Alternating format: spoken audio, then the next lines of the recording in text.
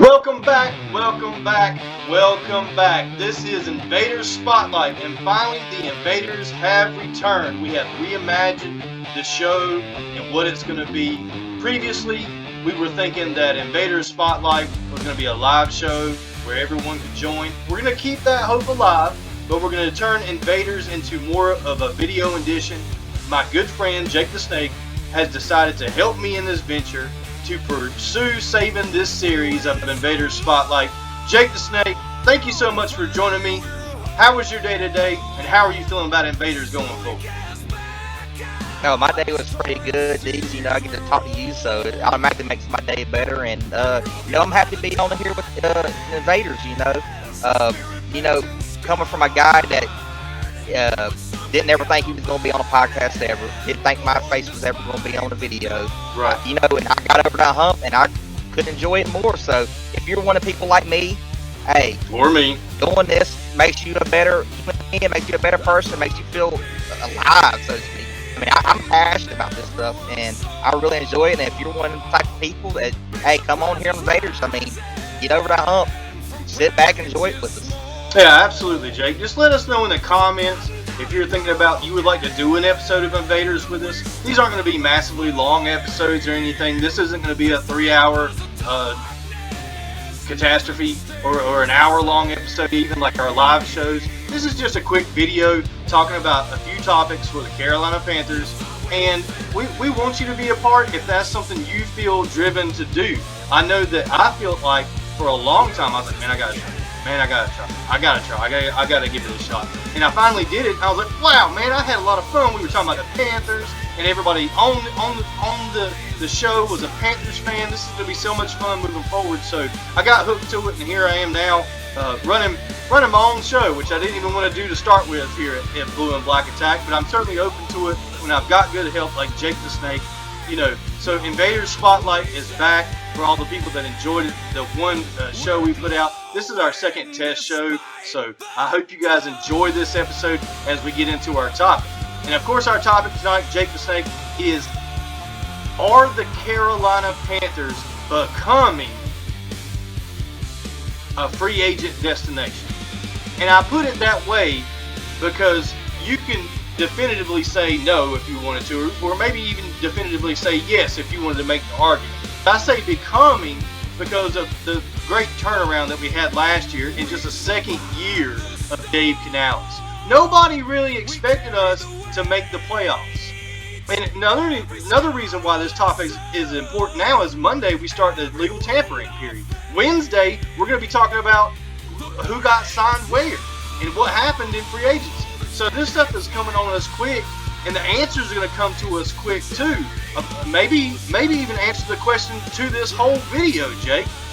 Next Wednesday, we may know the answer if the Carolina Panthers are a free agent destination or not. Because we only need a few this offseason, and I could make the argument that we absolutely are. But let's dive first into the reasons why many fans probably feel like right now, at least, the Carolina Panthers aren't a free agent destination. And I'll let you go at that one first, Jake. Go ahead. I mean, look to our prior history. I mean, prior to last year, which we finally had that playoff appearance, which we haven't had prior to that. I mean, it was like 7-8 years of no playoff hope, so to speak. But we're finally over that hump. But these free agent guys are going to be looking at our history. I mean, and 7 years of bad ain't really good. That's the reason why we had to overpay a lot of our free agent acquisitions the last few years because of that. But it's just, in a way, I'm glad that we're getting over that hump. But you got to look back at our history and just see that 7 years of no playoff hope. We had so much turnover, so to speak, when it came to our front office. I mean, different GMs, head coaches left and right, different. And I mean, when you don't have a stable front office and you don't have a stable, head coach, I mean, what free agent wants to come there? I mean, unless you're overpaying them, that's the only way they're going to get. And I hate to be that team where we have to always overpay. And it seems like that's where we're at for a lot of our, years, is we're having to overpay players to get them to come to us. Right. And It really does suck. But hey, in a way, coming off that playoff hope, it should help us a little bit. I mean, I agree 100%. And to the negative points on why Carolina isn't a free agent destination, I think we don't have to say much more than DJ Shark. DJ Shark was our number one just a few years ago, wide receiver. I think that's a perfect and prime example of why we're not a free agent destination yet. We can say, I guess, the poor team tax that the Carolina has to keep paying, or the Carolina tax, however you want to call it, to get good players here. And maybe that was the case with Robert Hunt, a $100 million contract. But do I feel like a good team would have paid Robert Hunt $100 million? Yeah, I do. I do think so. I don't think it was just the Panthers. But I think that's valid if you want to put that against the Panthers of becoming a free agent destination. Another reason that I would add, probably why we're not, is because it's only the third year of David Towns. We're not like one of those storied franchises where we saw Harbaugh get fired, and he was there for 15 plus years, whatever. Tomlin, the same thing with the Steelers. Just that stability. There's a level of stability some of these franchises have that Carolina just doesn't. Especially after 8 years of not making the playoffs or whatever it was, and then finally making it now, winning the division, first time after 10 years. I don't think most players in the league look towards Carolina as being a team that's absolutely scary going into this offseason or going into next year. I don't think that Bryce Young's put himself in the place yet to where maybe the best wide receivers in the league, talking about the guys like T. Higgins, stuff like that, Jamar Chase, those types of receivers, the way up there guys that look at Carolina and say, man, I got to go play with Bryce Young. Bryce Young is the guy. And I'm not getting on here to bash Bryce. Bryce can still make that. I'm just saying right now, today, I don't think he's there along with the Carolina Panthers. We got a ways left to go. Was there anything else that you could think on the negative side? Or maybe fans, if you think of something, put it in the comments for us. Jake, did you have another one on the negative side of why the Carolina Panthers are not a free agent destination? Lack of talent. On the team itself. A lot of holes. We have not drafted very well for a long time either. We're coming off a great draft now, but prior to that, we had so many holes on the team.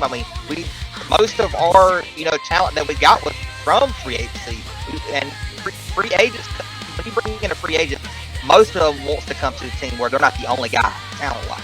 They want to come to a team that has at least pieces on both sides of the ball. A lot of times we didn't have that. We might have just talent on one side of the ball, not the other, but we just had so many glaring holes, and we haven't drafted well in a long time either. So, I would say that's another obstacle that we've been looking at as a negative, as why free agents, so to speak, have not been coming here, and we've been having to overpay the ones that do come here.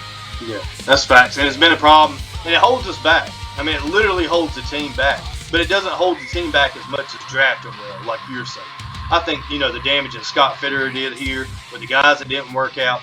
Just the entire draft class is out the door in just a few years, and that's just not a good sign of what you're doing. So that, if you're one of those Carolina Panthers fans that's looking at the top of the free agent list, you're looking at Hendrickson, you're looking at Max Crosby. I know he's not a free agent, but he's a trade partner or a trade possibility. So if you're one of those Panthers fans saying, well, why don't the Carolina Panthers get these guys?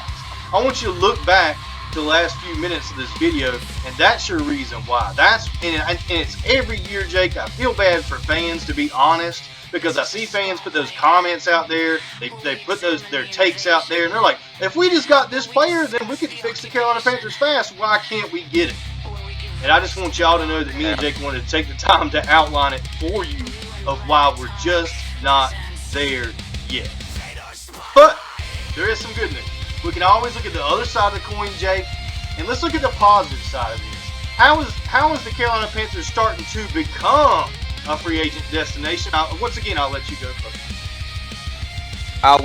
The positive outlook is we're a young team.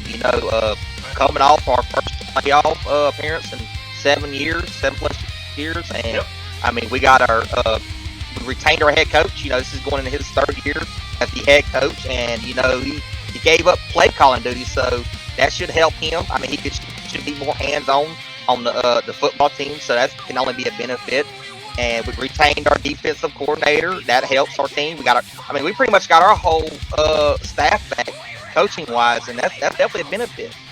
special teams. Can't forget about our special teams coach. And having all them guys back is benefits. And like I said earlier, we're a very young football team. We're hungry. We had so many rookies produce. I mean, we had so many rookies. I mean, just look at T-Mac, Tero McMillan, a.k.a. Nalo, what I like to call him.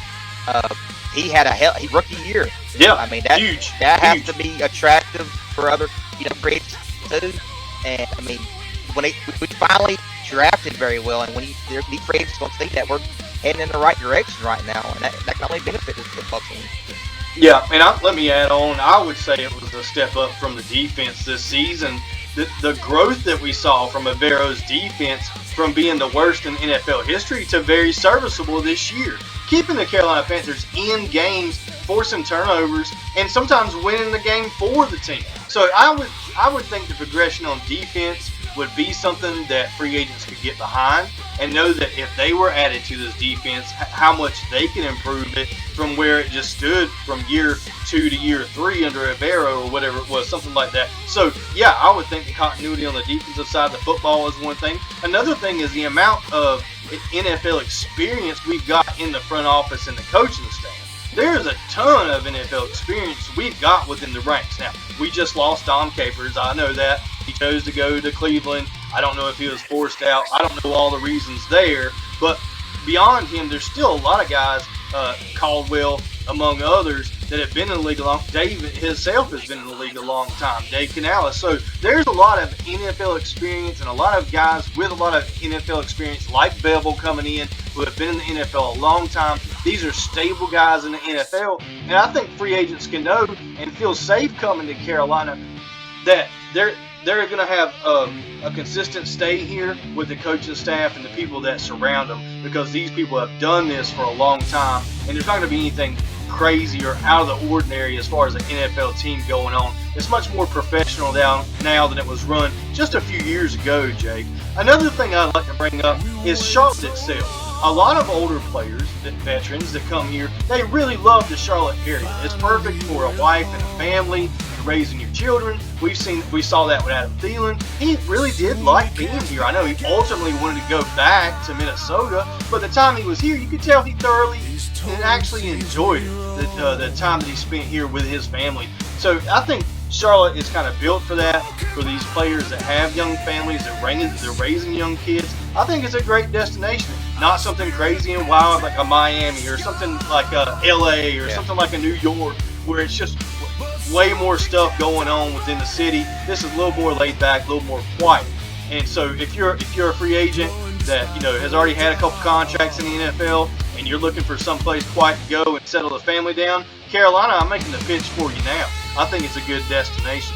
I really do. Another one I would add is going to be Dan Morgan himself, a guy that was a player before. Not every team in the NFL, I know it's getting popular now, has previous players as the GM. But we are one of those teams that has decided to go that route. And I think we saw the scorecards that came out last week or the week before, Jake, that relationship with the GM and the players was rated very highly on that score sheet. I think it was an A or an A-. So I think that the players that we bring in and the players that we have, they have a strong relationship with Dan Morgan, because Dan Morgan's been there. Dan Morgan's done that. Dan Morgan's wore the colors. Dan Morgan's been on the field. Dan Morgan's made the plays. He set the records for the Panthers. He knows exactly what to tell these players coming in the door, and I think that right there is another great reason why the Carolina Panthers could be a free agent powerhouse moving forward into the future. We may not be there yet, Jake, but I think we're on the right track. Did you have any other thoughts about the positive side of the Carolina Panthers free agency? I would just add Bryce Young. I mean, Bryce Young, he had a better season, and that's definitely going to be attractive to a free agent as well, because, I mean, quarterback is the most important position in football. It always will be. You can't really argue that. And Bryce Young had a better season. I think it might have been Joe Person that asked Dan Morgan in an interview. He's like, how much of a positive is that I get questions about Bryce Young this time of year? It's amazing. I love it. Bryce is our quarterback. Nothing's changing. Yep. He's showed he's only getting better at it. So moving in the right direction with Bryce Young, absolutely. And the consistency there with him and Dave Canales, those two working together for sure.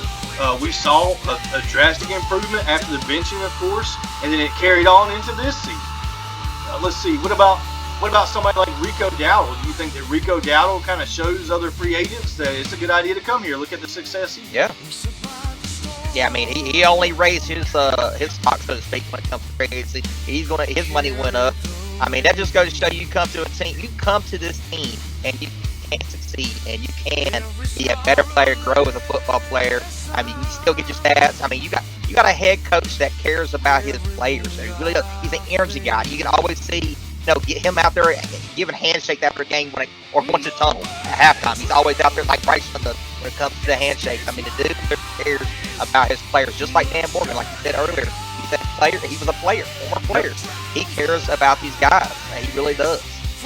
Absolutely. Well, I think we've done a good job of covering both sides of the topic. Your job is to let us know in the comments. What do you think? Can the Carolina Panthers become a free agent destination? And how close are we now? Let us know your take in the comments. And hey, if you want to be a part of the Invaders Spotlight and come and step into the spotlight with me and Jake, let us know in the comments as well. We'll get in contact with you. We'll get a time set up. We'll come talk about the Panthers together. We're here for you, and we're on the charge here at the Blue and Black Attack. Jake, you got anything before we get out of here?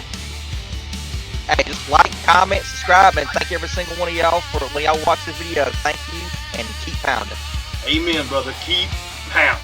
Team, it's time for the Jake the Snake podcast. Strap in for the action. Let's get this show started. Blue and Black Attack coming at you.